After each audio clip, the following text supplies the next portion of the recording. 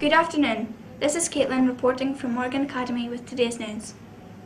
Coming up, we have a look at the influence of Scots language in schools and take a look back at World War I. But first, today's main story. This Friday, the United Kingdom will witness a solar eclipse, an event people once thought signalled the end of the world.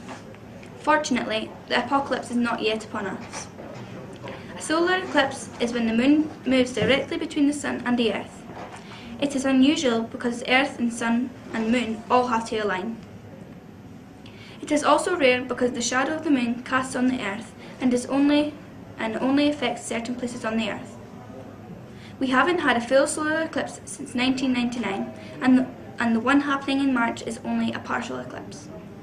If you miss this one, it will be 2026 before you can catch the next partial eclipse. And it will be 2090 until the next total eclipse is seen in the UK.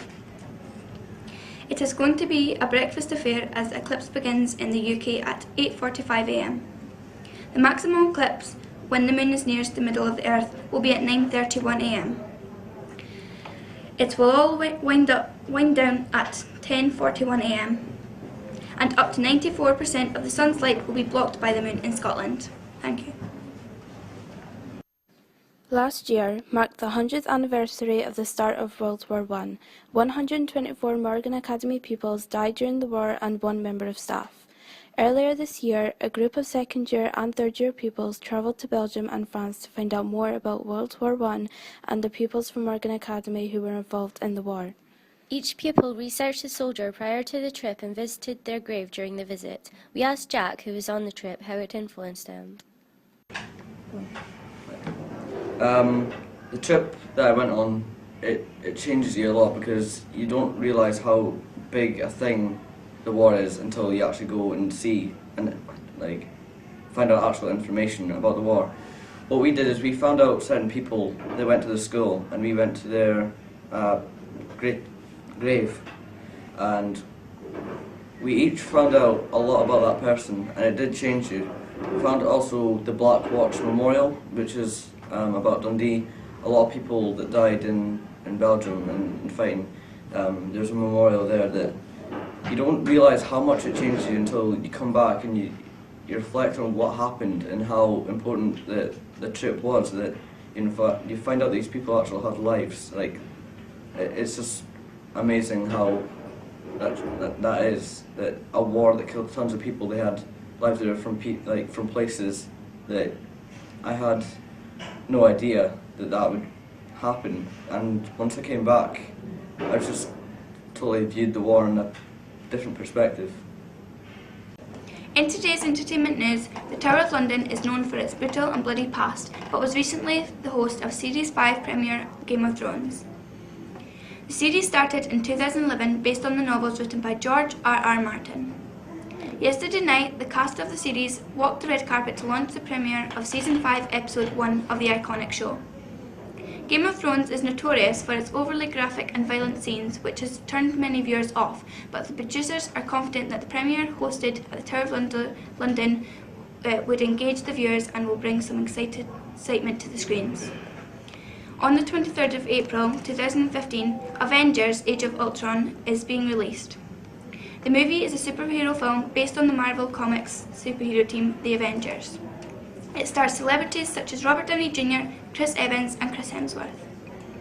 Now to Paige with the weather. Thank you, Caitlin. Today temperatures across the UK are rather cold. Up north in Edinburgh, it is as cold as 3 degrees. In London, it's slightly warmer with 7 degrees. As we enter Friday at 1500 hours, it's as hot as 12 degrees. And over the weekend, temperatures vary from 4 degrees to 12 degrees. I'm Paige with today's weather. Back to Caitlin in the studio. Thanks, Paige. Now we have a special report on the Scottish voting age from Jasmine. The voting age in Scotland is to be lowered to allow the voters at the age of 16 and upwards to vote. David Cameron speedily introduced the new powers to the Scottish Government following the 2014 Scottish independence referendum. After polls suggesting that the majority of Scots were going to be voting yes in the days to come leading up to the referendum, Cameron build under pressure and allowed Scottish ministers to introduce a new voting age. Cameron agreed to get these new powers approved through Westminster early in the new year after talks and meetings with Scotland's new First Minister, Nicola Sturgeon. Sturgeon was announced as Scotland's First Minister after Alex Salmond resigned following the 2014 Scottish independence referendum. After meetings and talks with Cameron, Cabinet Masters and leaders of the Welsh, Scottish and Northern Irish governments, Sturgeon is confident that new powers will be introduced in no time. She said, "David Cameron and I are worlds apart in terms of political philosophy and outlook, our views on the Constitution in Scotland, but yes, I think we can do business where we find common ground," she said. "We are very confident that we will get the devolutionary power to extend the franchise to 16 and 17-year-olds in no time for that to happen for the 2016 election. We need to move quickly on that. I think there is an understanding and a willingness to work with us. The new powers are to be passed in Holyrood, which will amend Scotland Act rather than introduce a new legislation. Sturgeon is to be confirmed at a Privy meeting in March before the 2015 election. I'm Jasmine, back to Caitlin in the studio. The teaching of Scots language is on the rise in Scottish schools. The study of Scots can give children more confidence and self-worth. Carly tells us more. With quick changing times and new technology being introduced into the world, countries are fast losing their heritage and culture and letting their roots slip away from them. Scots is a language that is spoken in Scotland by more than 1.6 million people and has been spoken for the last 2,000 years. The Scottish Government is pressing schools in Scotland to start teaching the Scots language to kids from the ages of 5 and up. This is part of Curriculum for Excellence, a new Scottish education scheme that provides kids with a coherent, enriched and more flexible curriculum to help nurture them and bring out the best of them while they are still at school. Education Scotland wants to give children and adults the confidence to explore and discover their identity, culture and language. Through engaging with different texts and videos, children will begin to develop an appreciation of Scotland's vibrant heritage and dialect. Education Scotland are using the iconic poem Robert Burns to help the children become more engaged and motivated in learning the Scots language.